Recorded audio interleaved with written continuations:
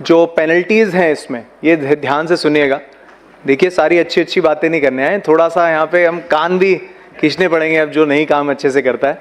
सो penalties भी कुछ लगेंगे इसके ऊपर कि अगर काम ठीक से नहीं होता है तो उसके ऊपर मैं रिक्वेस्ट करूँगा, हमारे साथ श्री RVN श्रीनिवास सर हैं, डायरेक्टर UIDAI से, उनसे मैं रिक्वेस्ट करूँगा कि उसके बारे में आपको ब्रीफ करें। इनफैक्ट इसके बाद उनकी टीम भी है प्रॉपर जो आपको और जानकारी देंगे इसके बारे में। Sir please.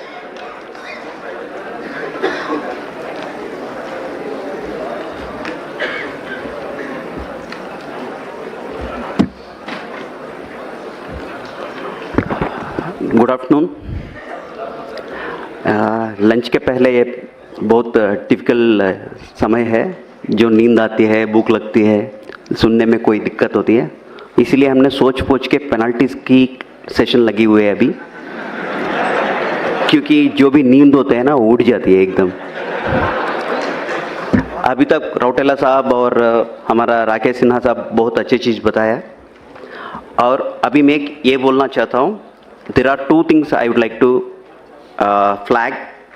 पहला क्या होता है कि ये डॉक्यूमेंट अपडेट प्रोजेक्ट में आप किसी प्रकार की स्टैंडर्ड सर्टिफिकेट मत लीजिए। Standard certificate is not accepted for document update project. ये डॉक्यूमेंट अपडेट प्रोजेक्ट हम इसीलिए कर रहे हैं कि जिसका पुरानी डॉक्यूमेंट्स हमारे पास नहीं है, अगर वहाँ भी हम स्टैंडर्ड सर्टिफिकेट अप्रूव करेंगे तो गलत बात है, उसका पर्यवसान बहुत कठिन होता है। तो इसीलिए कोई भी डॉक्यूमेंट अपडेट प्रोजेक्ट में आप स्टैंडर्ड सर्टिफिकेट मत लीजिए, पॉइंट नंबर 1।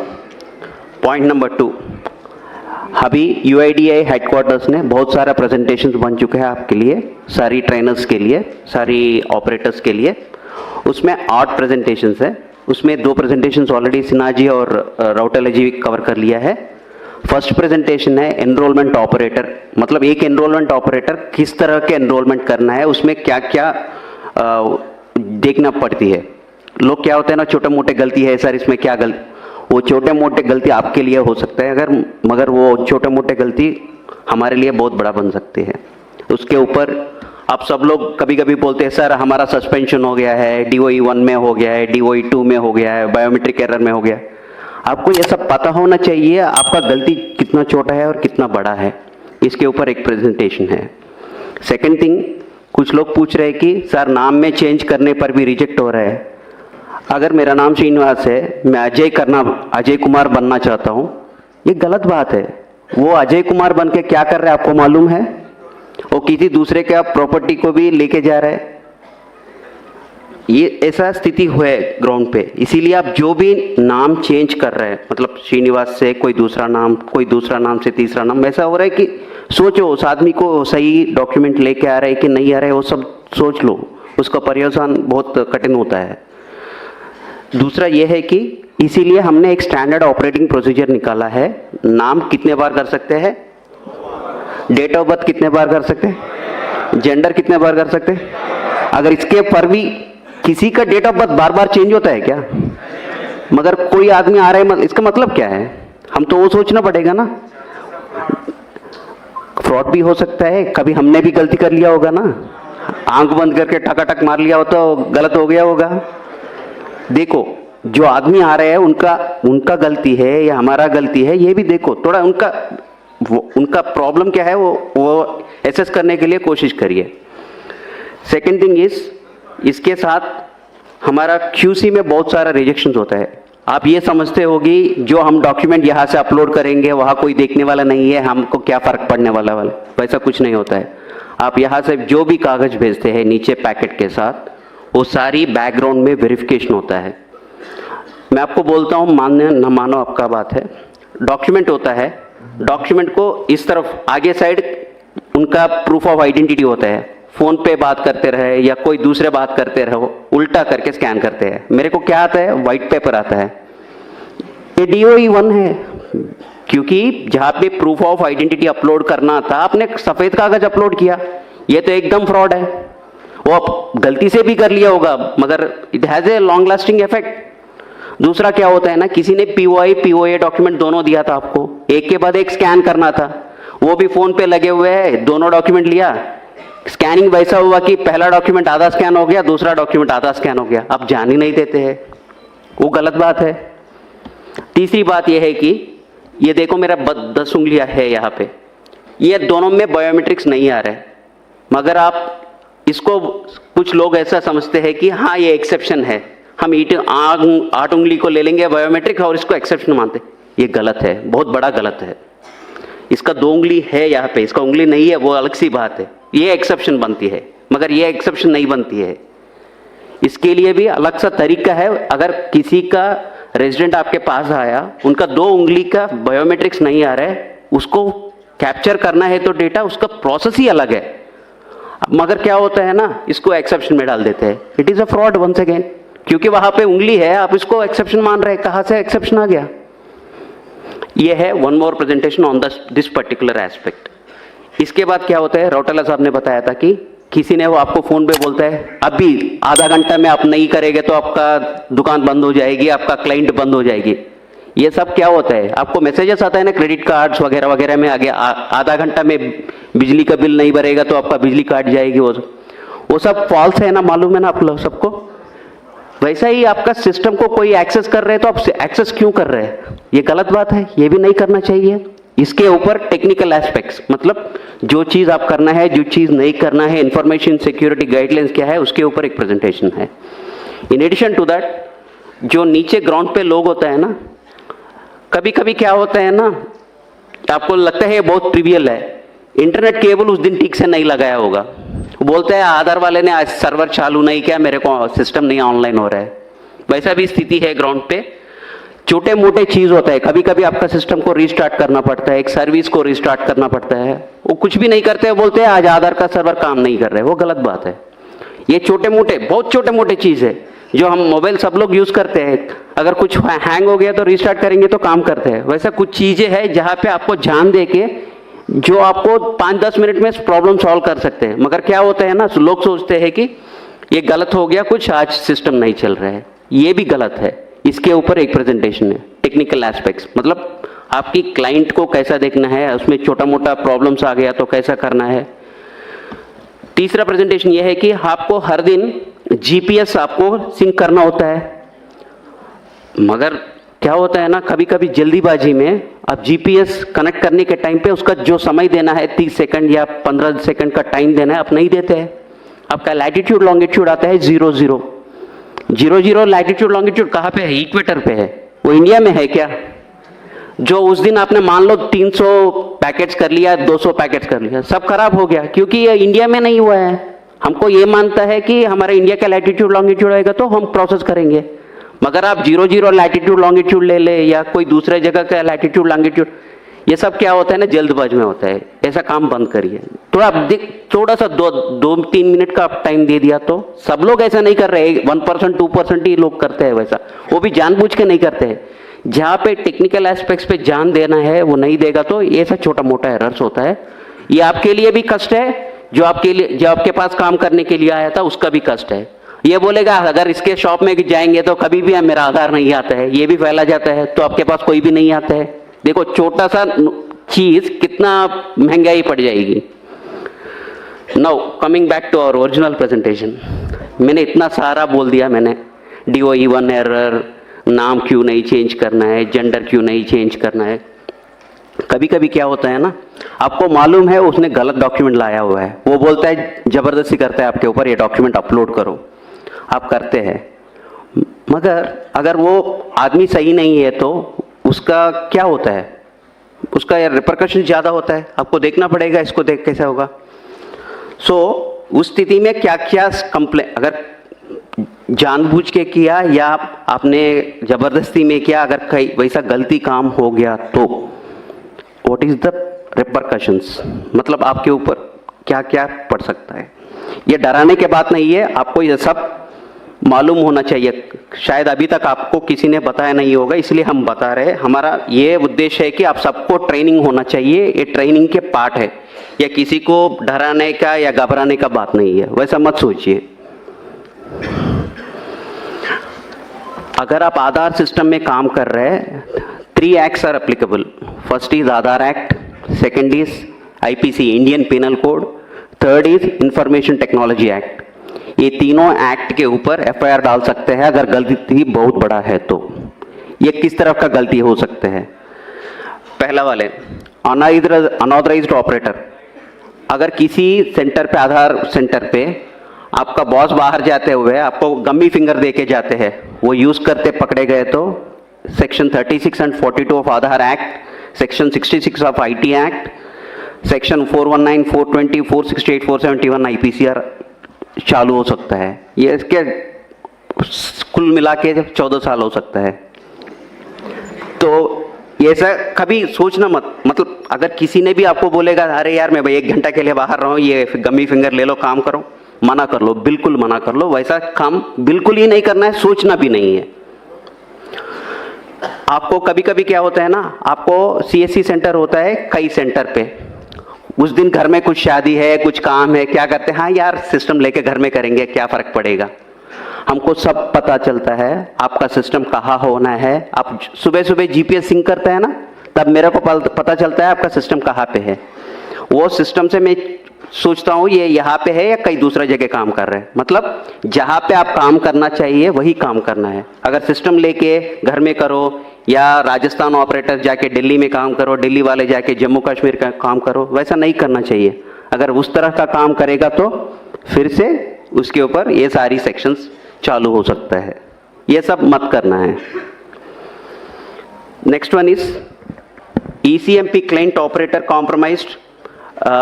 ये देखो अभी बोल रहा हूं मैं, आप किसी को आपका रिमोट डेस्क दे दिया, आपने आपका सिस्टम को कॉपी कर लिया, इसमें आपको कोई दोष नहीं है, गलती नहीं है, मगर क्या हो गया, आप उसका पार्टी बन गया।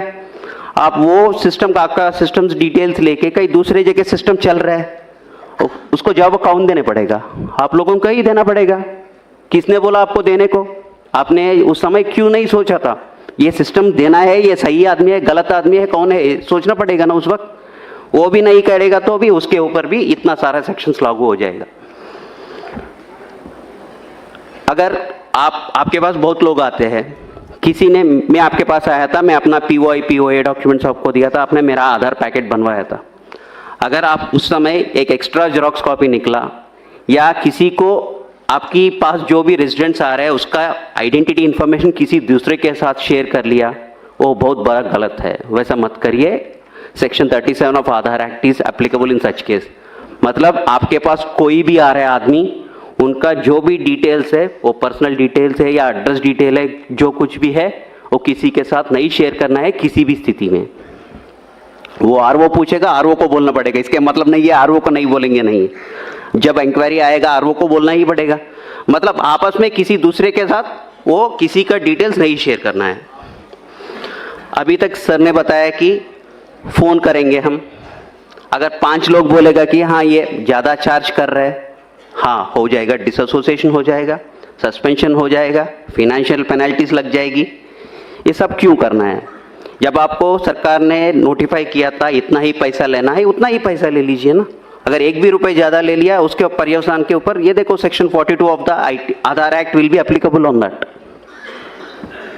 ये सब सेक्शंस, इसका सजा वगैरह वगैरह सब आपकी आधार का जो किताब है ना, छोटा किताब है ना, उसमें सारी इसका इंफॉर्मेशन मिला है।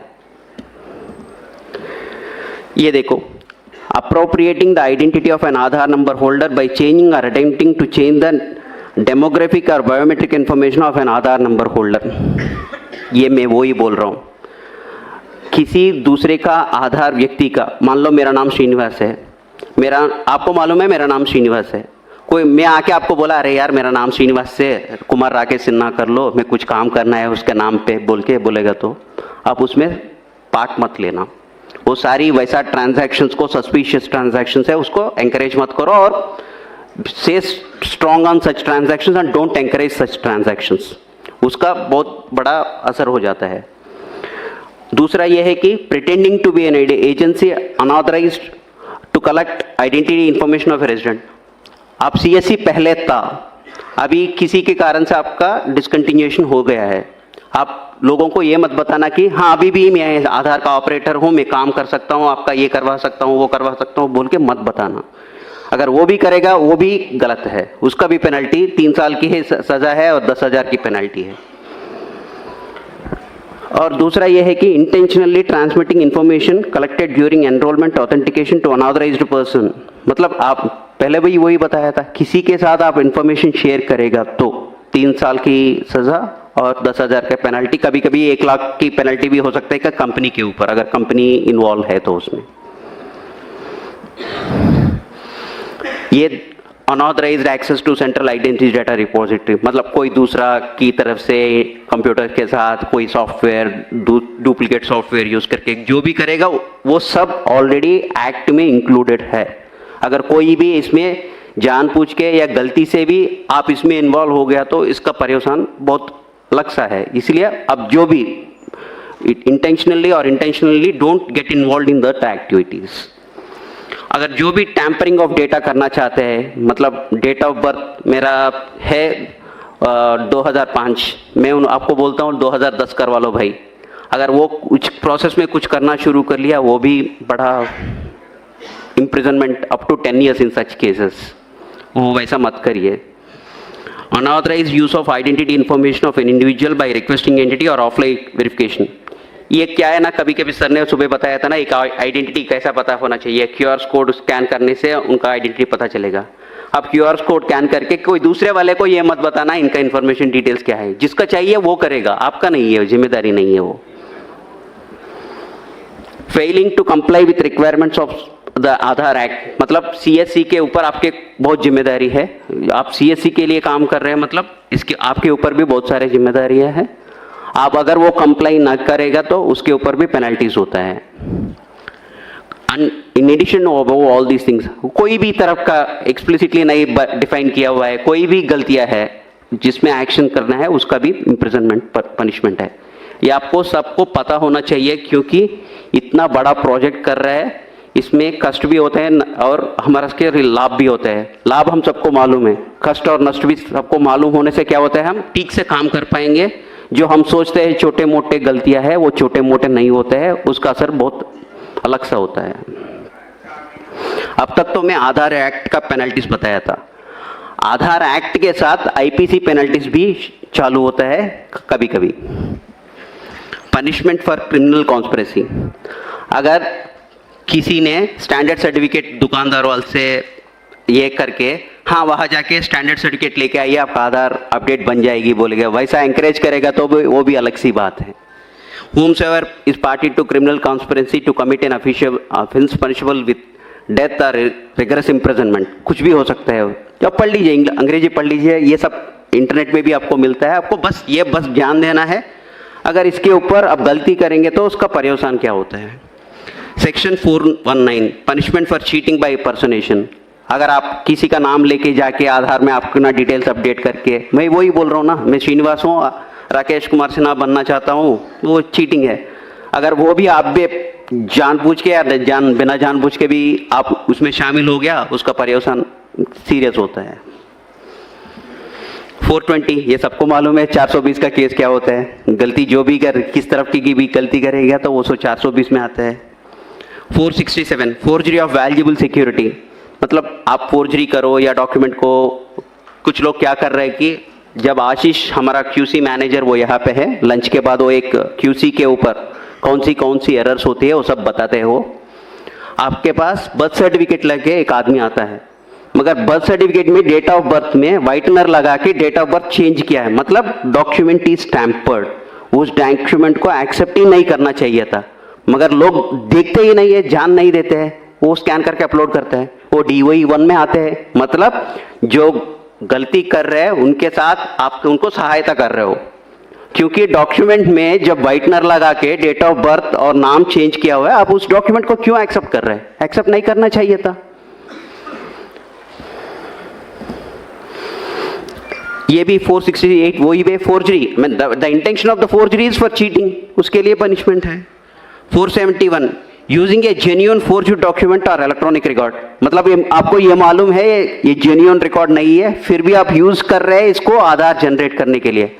सर ने बताया था ना सुबह 11% आपका रिजेक्शन हो रहा है, मतलब आप 10 लाख ट्रांजैक्शंस कर रहे हैं, उसमें 1,10,000 ट्रांजैक्शंस आर गेटिंग रिजेक्टेड, उसमें 9% of the documents are rejected for want of the proper documents, list of applicable documents, आप लिस्ट ऑफ एप्लीकेबल डॉक्यूमेंट्स से नहीं करते हो, कोई दूसरा डॉक्यूमेंट लेके करते हो, that is a serious offence. In addition to that, जो मैंने बोला था ना, वो white paper scanning, dual scanning of 2 papers एक साथ, जो टैम्पर्ड डॉक्यूमेंट, कभी कभी नाम में गेजेट नोटिफिकेशन भी एडिटिंग कर रहे हैं एडोब फोटोशॉप के साथ। अगर कोई भी आपके पास गेजेट नोटिफिकेशन लेके आ रहे हैं, आप देख लो वो सही है कि नहीं है, क्योंकि लोग उसके भी फोटोशॉपिंग करके आ रहे हैं। थोड़ा ध्यान से रहिए, वो बहुत बड़ा ये पंगा हो जाएगा।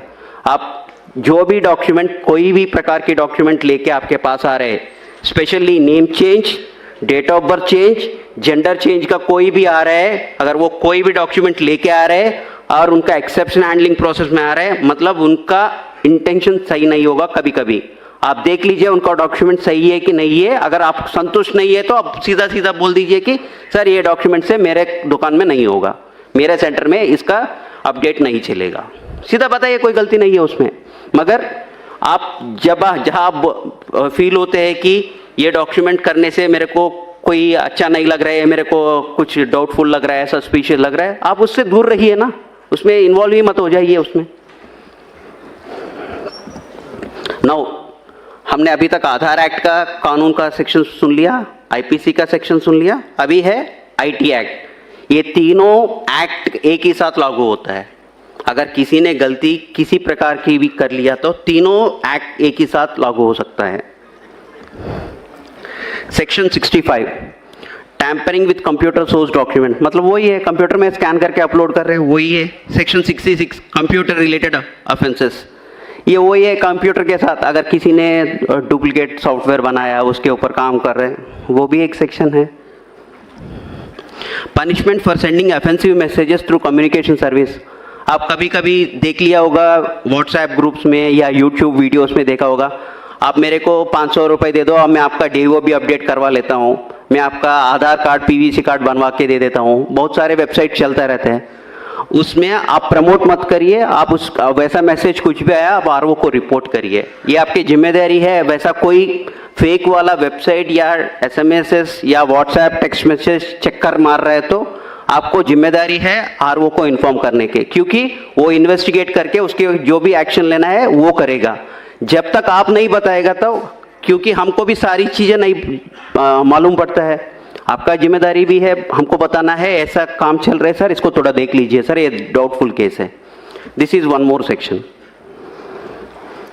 Another section is 66B, punishment for dishonestly receiving stolen computer और कम्युनिकेशन डिवाइस। अगर किसी ने आपको बोला है कि आधार किट, आपको मालूम है आधार किट जिम में मिलता है, अगर किसी ने आधार किट कहीं दूसरे जगह से लेके आपको बोल रहे कि ये 1 लाख का किट है, मैं आपको 10,000 में दूंगा, लेके काम कर लो, मत करो वैसा, वो भी इसमें पड़ सकता है।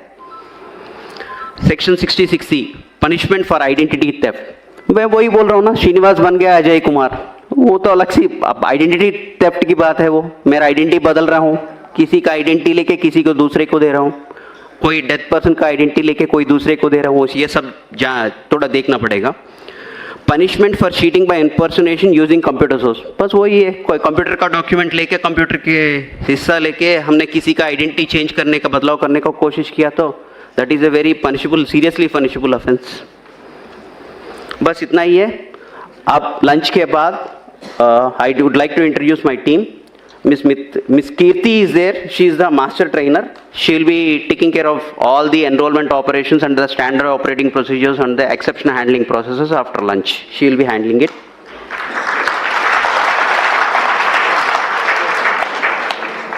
आशीष रंजन है, वो मेरा QC मैनेजर है। वो आपको DOE एरर क्या होता है, किस प्रकार की एरर होता है, आपने कौन सी गलतियां कर रहे हैं, मैं सब लोग नहीं कर रहे होंगे, 1-2 आदमी कर रहे होंगे, मगर गलतियां किस तरह का होता है, DOE एरर क्यों आता है, पहले बायोमेट्रिक एरर क्यों आता है, ये सब आपको एग्जाम्पल के साथ वो एक्सप्लेन करेगा, आशीष रंजन एक्सप्लेन करेगा। उसके बाद जो मैंने बताया था ना टेक्निकल एस्पेक्ट्स, मतलब छोटे मोटे चीजें हैं कंप्यूटर का, वो भी नहीं देखते हैं बहुत लोग, वो देखने का क्या क्या देखना होता है, इंफॉर्मेशन सिक्योरिटी का क्या क्या देखना होता है, वो सब आपको मेरा TTNC टीम वहाँ पे धर्मेंद्र वगैरह है, वो लोग बताएगा। आपका इसके साथ लिस्ट ऑफ एप्लीकेबल डॉक्यूमेंट, हम list of applicable documents time to time update करते हैं। इसको आप देखना पड़ेगा, इसके ऊपर आप नज़र रखना पड़ेगा। जो इस लिस्ट ऑफ एप्लीकेबल डॉक्यूमेंट्स है उसी को एक्सेप्ट करना है, कोई दूसरा डॉक्यूमेंट एक्सेप्ट नहीं करना है। मैं फिर से बोल रहा हूँ, डॉक्यूमेंट अपडेट प्रोजेक्ट में स्टैंडर्ड सर्टिफिकेट यूज मना है। सेकेंड थिंग, जो भी अपना नाम चेंज करने के लिए आता है, मतलब श्रीनिवास है, मेरा नाम श्रीनिवास कुमार करना है, कुमार ऐड करना है, लोग क्या करते हैं, लेके स्टैंडर्ड सर्टिफिकेट लेके आते हैं अपना नाम चेंज करने के, वो वाला डॉक्यूमेंट नहीं चलेगा। Standard certificate is not accepted for even minor correction in your name. आपका कोई डॉक्यूमेंट, आपका नाम सरकारी वाला जो भी डॉक्यूमेंट है वही लेके आना है। अगर आप स्टैंडर्ड सर्टिफिकेट से सारी चलेगा वो सोचेगा तो नहीं चलेगा।